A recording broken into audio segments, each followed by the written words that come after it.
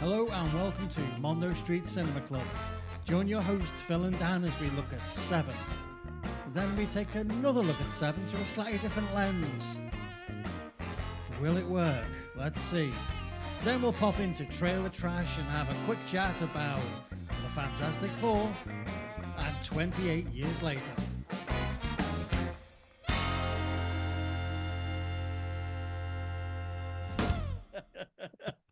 Hello and welcome to Mondo Street Cinema Club. First episode, new format. Welcome back to old ears and hello to new ears. Your old ears. My old ears, thank you. As usual, it's me, Phil, and him, Dan. Say hello, Dan. Hello, Dan. Oh my God, he could have come up with something fresher than that. We'll look at. Hello, Danielle. Thank you. Easy target. We'll look at a main film, then have a look at that film from a slightly different angle, and then we've got a couple of little sections as well thrown in. First film, familiar territory. We've got to do this, haven't we? We can't go off half-cocked like we normally do. Not really concentrating or getting prepared. So our first film is David Fincher's Seven. So let's do a semi-intelligent review of it. What did you think of Seven, Dan? It's good.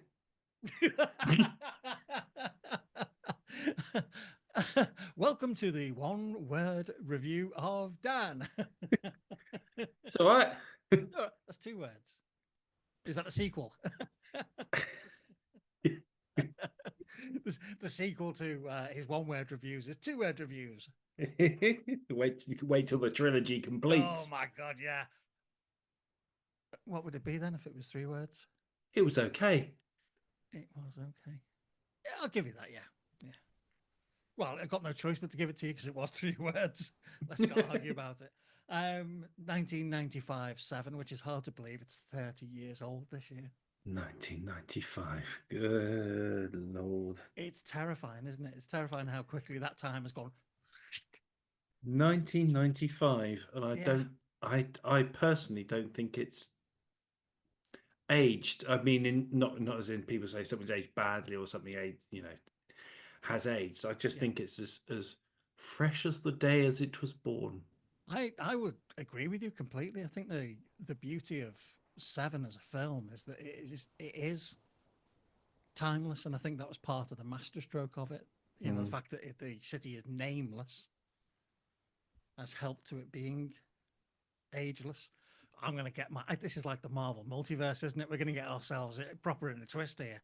Nameless, ageless, priceless, useless, worthless. I'm trying to think of other words with less at the end. Hang on, who's suddenly turned into Daft Punk? So it is ageless because of that. No names, no real reference points. Although you could say that the use of music does try and shoehorn some time references into it. Yeah, if you listen to the background music in the diner scene where they're meeting the slobby CIA man, then it's Fantastic Day by Haircut 100. There is an element of that. I'd agree with you, and particularly for the use of Bowie / Nine Inch Nails. I do think that could date it a little bit, and that's coming from a fan of both parties. It's and I think it's a fantastic piece of music, as we've discussed on previous podcasts. Please see podcast What's in the Box for further referencing. I think for anybody that hasn't seen Seven, it's the tale of one detective who has 7 days to go on the job. He's about to leave. He's tired and wizened, and the new detective that's coming in to take his place in this nameless, timeless city where it's always raining and always has a beautiful tinge of silver over everything, the way it's been shot.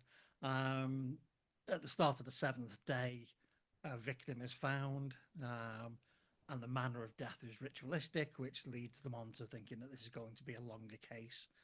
Now, I think it's quite honestly, in my opinion, the best serial killer film ever made. I'd agree. Yeah. I'd agree. Flat out serial killer. I think it's the best. Yeah, I mean, Silence of the Lambs was the sort of benchmark, really, but I think Seven knocks that out the park. Yeah, I Knocks think it out of its basket. and slips on its lotion on the way out the basket. I think the thing for me with that differentiates Seven and Silence of the Lambs is that John Doe is the serial killer. He is the one that's doing the do and is the one that's going to pay the price. Whereas we don't see Now that's Hannibal Betty doing, Boo. yeah, we don't see Hannibal doing a lot of doing in Silence of the Lambs, do we? Apart from the guards. I mean, That's true. Well, we don't really see John. Well, we don't see John Doe doing it, do we? no, but we know he is doing it in real time. Because there are 7 acts that are committed. Yeah, I maybe then you put Silence of the Lambs more as a psychological thriller, Yeah, I'd say so. Yeah, and Seven just flat out just flat out serial killer. psycho killer. Qu'est-ce que Qu'est-ce que c'est? c'est? For detective. And for those of you again who don't know, and how don't you know, the main, or not the main killer, the only killer in the film is played by Kevin Spacey. I'll hold you up to that one. He's not the only killer. No, you are completely 100% right. I stand corrected. I do stand corrected there. Daniel is currently looking smug.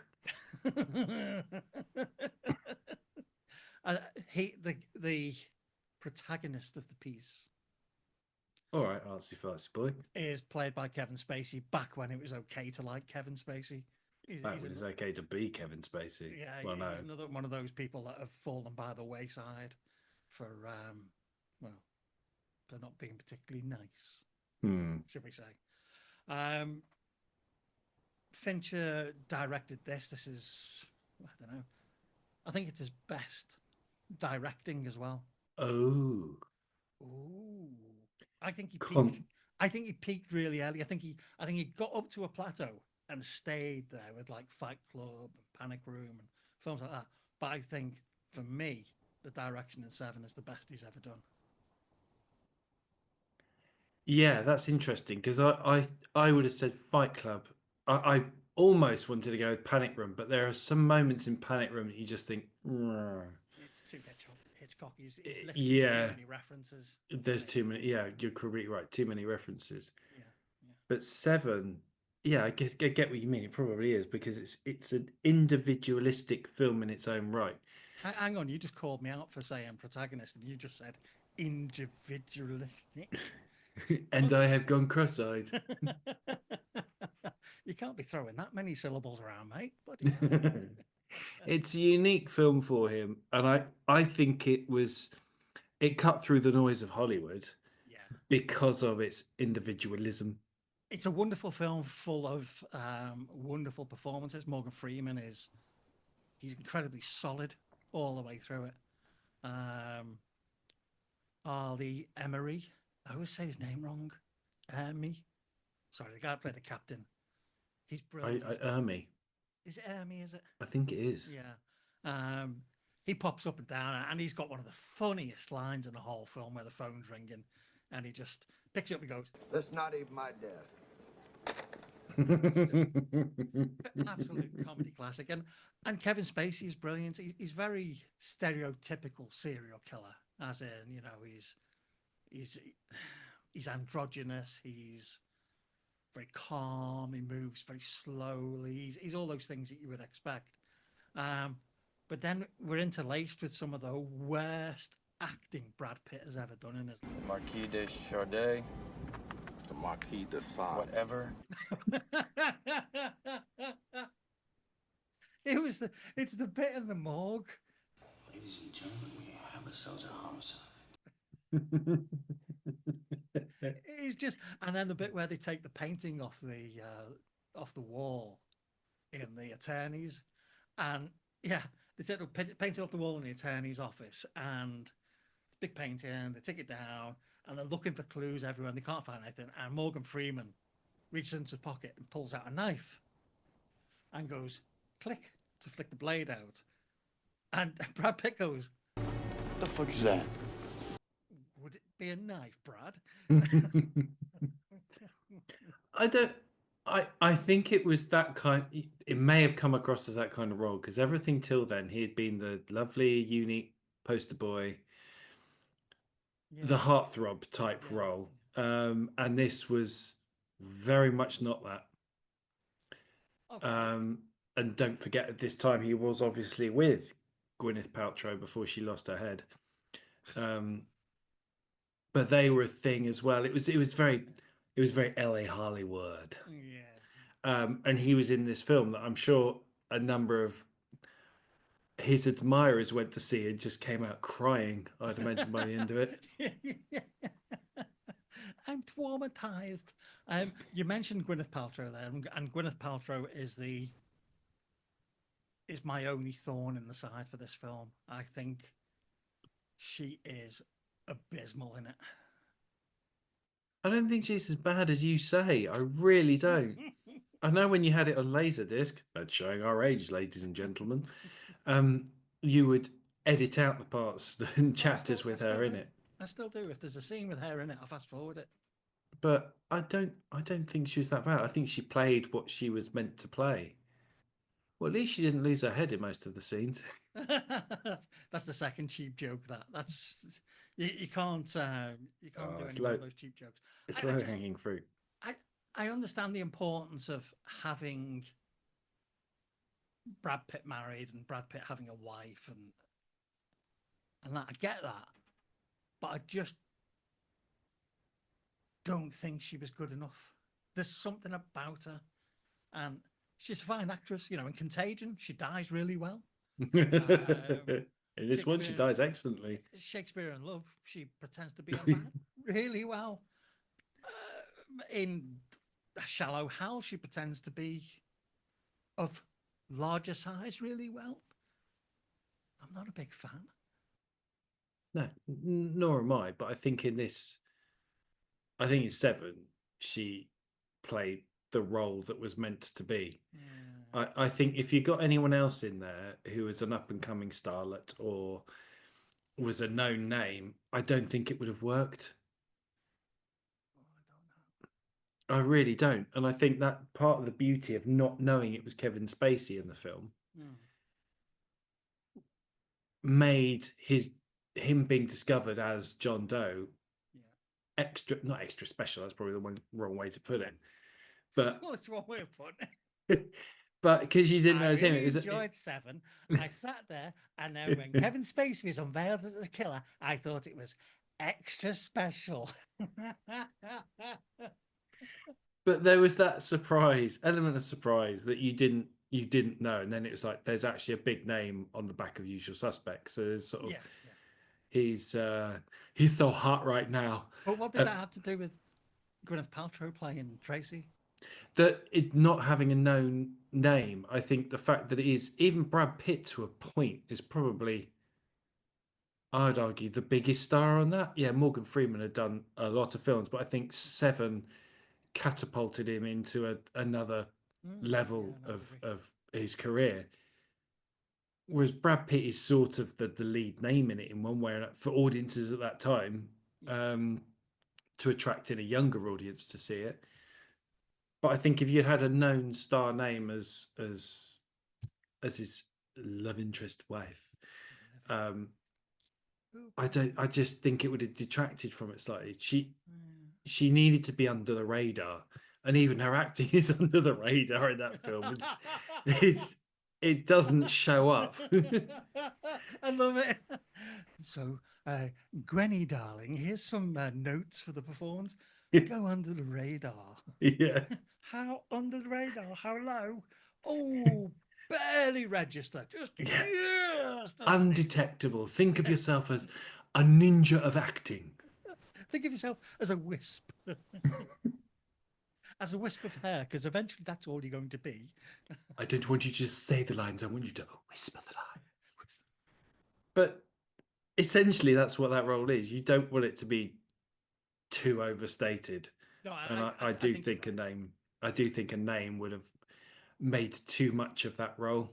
Yeah, or even a different approach to acting within that role would have taken it away, because it is It is a three-character piece, isn't it? It is Morgan Freeman, it is Brad Pitt, and it is Kevin Spacey. So I think you're right. Although, is it John C. Reilly as California, the SWAT team leader? He's just brilliant, and he's there for comedy relief in the darkest moments. He's just brilliant. Yeah, he doesn't do a lot. He kicks the door open and says, somebody call somebody, and that's the best line. Shots fired! Somebody call somebody! I don't know what to do. Isn't the best line "SWAT goes before dicks"? Like, good Lord! All right, sweetheart, take your time. But yeah, it's a masterpiece of construction, and I think that's one of the things about Seven as a story. It's beautifully constructed because it is about 7 acts, and it's about having that laid out and allowing the viewer to engage when Brad Pitt gets all upset, gets his knickers in a twist. Well, then that led to the big discussion afterwards, didn't it? Of, well, did he actually do the 7 deadly things? And it's like, well, yes, of course he did. Of course he did. But he didn't actually do. Well, no, if you think about it. I love the fact that they, speaking of Contagion, that they used the prop it was head of Gwyneth Paltrow from Seven as her head in Contagion. And while we're doing useless trivia, in the scene with Sloth, the man that's discovered Did the Sloth? No, said not. In the scene with Sloth, you can actually see his real arm next to the fake arm. I missed that. Yeah, I'll watch it again. The first time I heard about it, I thought that can't be right. Watch the scene again, and it's like right there. It's not like just out the side of your eye. It's right in the middle of the screen. He's got 3 arms. You're like 1, 2, 3. Okay, he's got 3 arms. And the last bit of silly trivia about this film is that the sequel was called 8. How original. Had Morgan Freeman getting what's it called? He could mind read. Telepathic. Telepathic, thank you. I was going to call it telepathetic, but I'll give it my best go. I will. Concentrate. I'll give it my best go. So he You didn't call it telekinesis. Yeah, and starts to hunt down serial killers. It felt so ridiculous to take the ending of 7 and to just nullify it and destroy those characters, that it became a film with Anthony Hopkins, Jeffrey Dean Morgan, and Colin Farrell called Solace.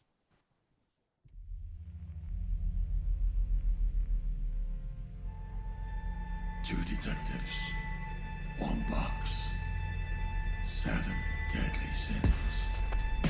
One man helping society help itself. 7.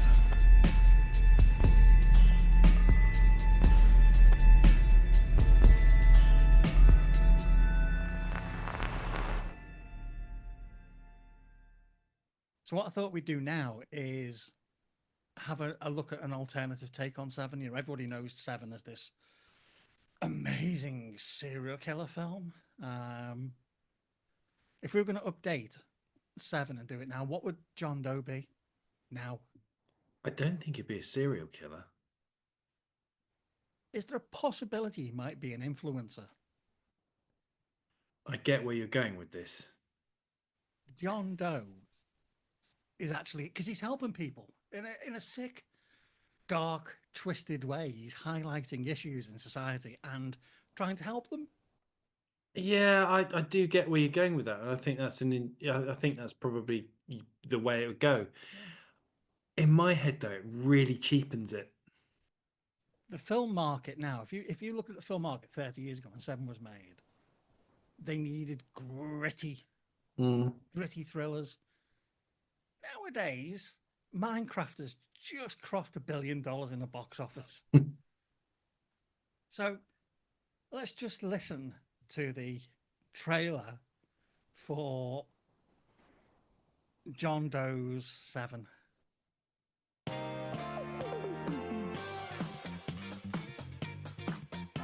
Hi and welcome to John Doe's 7 Sexy Sins. Sin number 1, lust. You're not horny, you're holy. Desire is divine, darling. Society told you to repress it. I'm telling you to weaponize it. Gluttony. Bite back. They starved you of meaning, so you ate. Now eat them. Metaphorically or not. Greed.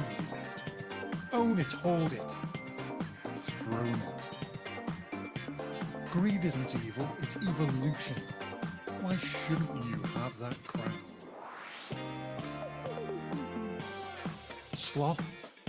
For doing absolutely fuck all. You call it lazy, I call it lethal stillness. The world can burn, but you're busy lounging. Wrath. Your rage is righteous. Stop managing your anger, start monetizing it.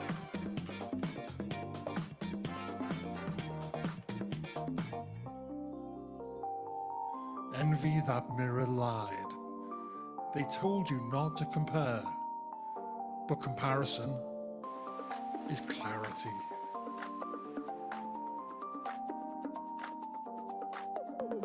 Pride, God complex, good complex. Pride was never a sin, humility was the trap.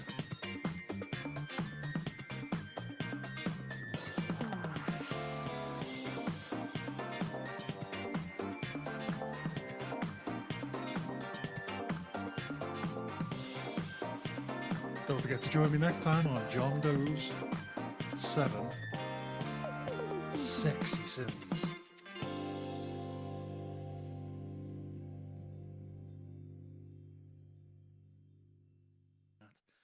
I just think if somebody was to have a different view on Seven now, John Doe would be a social media influencer, and he would be using his reach to change people based on the 7 deadly sins. I think that's the way to update it and the way to look at it slightly differently. I think you're right. I would go with that, except for your ultra 70s porn chic soundtrack. There it is. It's time for trailer trash. So the next section, you love these things. Oh my god, you just have way too much time on your The hands. next section is where we talk about a trailer we've watched to see if we're getting really excited for the film yet. And I'm going to go against all of my good instinct here. And anybody that's listened to us harp on before about certain studios will know that this is going to come a bit of a shock. I'm really hopeful for the Fantastic Four film. I'm really hopeful for it as well. Really hopeful for it. Isn't that weird?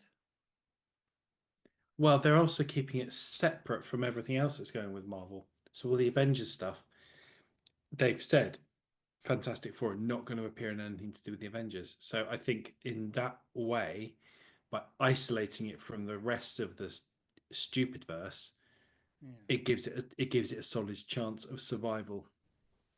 And I think setting it in a completely different timeline. Yeah. I know the multiverse ruins all the timelines, but putting it in a completely different timeline, Yeah, does give it an opportunity. It does give it a chance to stand on its own 2 legs. And I think the cast is pretty solid. yeah. I think it's a good cast. I think it's a very now cast, but I do think it visually they work together. It looks good. So I think there's some really, for once, great casting going on in a Marvel film. And I think the setting of it in the past, etc., I think it's something unique, because at the moment every Marvel's movie's just the same bleeding thing. And Doomsday is just going to be the same. Oh, it's going to be the same. They've just got everyone coming back because it'll just fill seats, because everyone will be like, oh my god, the X-Men are coming back. Yeah, they'll be in it for like 5 minutes. And I think the casting of the, forgive me, young lady, I can't remember your name, the lady out of Ozark as Silver Surfer. Yes. That's really Yeah. yeah, because that is a genuine comic character. That it's not Yeah. like some kind of gendification. Is that even a word? It is now. Well, it is now, yeah, but it's not like some kind of squeezing another woman's role into a film just to Yeah. have a woman there. It is a proper character. Mm. But yeah, I'm really, really hopeful. The only thing that we're going to get, as we get with every single comic book film, is destruction porn. You know, Galactus is going to land on Earth, and all the buildings are going to get destroyed in a 2-block area. New York really does take a pummeling, doesn't it, in Oh, these films? yeah, well, it's the problem with those filming credits they give. You give tax breaks, you're going to get doomsday. Do Yeah, you want to see your city annihilated? give us some tax breaks. It's like, I've got a trailer for you then. 28 years later, another trailer for that has come out, showing more of the film. And like as I sent to you, your response was, please don't be shit. I completely agree with that. But from what I've seen from the trailer, I don't think it's going to be shit. I think it's going to make me shit myself. Yeah, I genuinely, I'm not joking, I cannot remember a trailer that's made me feel that tense for that long. Oh, God, It's a 2-minute trailer, and you sit there all the way through it going, Mummy, It's horrible. And it has that 102. It has that poem, Kipling's poem, isn't it, in the background, which is just terrifying when it's with those visuals. But yeah, exactly. You get to the end of that. I got to the end of that trailer. I was just like, I just need to sit down. I need a safe space. It's amazing that when you think about the first two, 28 days and 28 weeks, they are both so rewatchable. Mm. You know, because there's so many things in it. Because I watched 28 Weeks Later last week, just, you know, because it came up. I'll watch it. Mm. And Robert Carlyle's performance, the storyline for Robert Carlyle through that film is incredible. Mm. And the thing that Danny Boyle does best for me, that very few directors have done, is base the zombie in rage. And I know the virus is called rage, but that eating machine, that pure, all I want to do is bite. And that is so primeval that it just makes you go, Yeah. yeah, it's just. Well, I mean, when 28 Weeks Later came out, and it went against the grain of what a zombie should be, because it had shock horror, fast zombies, and they are fast. That bit where he's looking at the house and his wife's banging at the door, the window, save us, and she just gets yanked back, and he starts running, and he's going through the fields and over the hill, and then you just see them coming over the hill full pelt. That is an truly awesome scene, but everybody knows it's a bullshit. Okay, because everybody knows when you're really, really scared and you're trying to run, you get jelly legs. Yeah. And you can't run. You just go wibbly wobbly, wibbly wobbly. You're moving quickly. You think you're running, but your legs are just go. Whilst you wet and soil yourself. Oh, absolutely. You know, you got more chance of moving on fart power than you have on thigh muscles. You would just be a mess of adrenaline and poop. You know, it's a great scene, but 99.9% of people would just go, I'm lunch. Yeah, I'm hopeful for that film, that because I mean, the casting is great as well. Yeah, it is. I mean, there are some very well-known British well-to-do actors in there, aren't there? Yes. Rafe Fiennes. Yes. Who looks to be playing what is like a gentle psycho. I don't know yet, but I was slightly unnerved watching his performance. Yeah. And in front of the tree of skulls. And is it Aaron Taylor Johnson, I think that's his name, he continues his push for leading man status. You know, he was phenomenal in Bullet Train, which I think is that's great. I love Bullet Train. One of the standout comedies of the past 5 years. So good. It's just a good film. And I think he was the only one that came out of Craven with any kind of dignity attached. Although not a lot. Nice abs, Aaron. Keep going, son. Yeah, I'm not going to bother with that. No. But yeah, and then there's the fourth film's already been given a go light, hasn't it? 28 years later, The Bone Temple. Yeah, that There's makes it so better, many doesn't it? 14-year-old boy jokes there, isn't it? Look, I've made a bone temple. So that's the end of the first episode of Mondo Street Cinema Club. We hope you enjoyed it.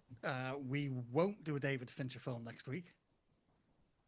Is that legally binding if we say that? Yeah. Okay, we won't do a David Fincher film next week. As always, it's goodbye from me and... Definitely goodbye from me. Bye.